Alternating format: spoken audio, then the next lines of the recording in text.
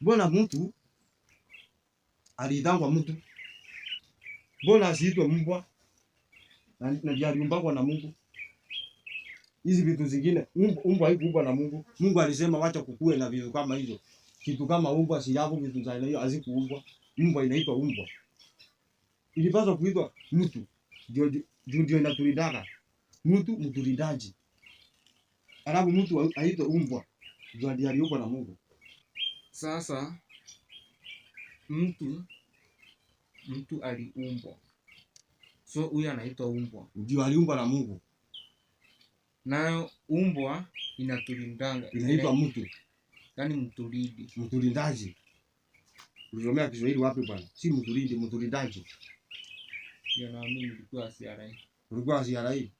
Na uliimba exam. Mtu ni CRE unasomea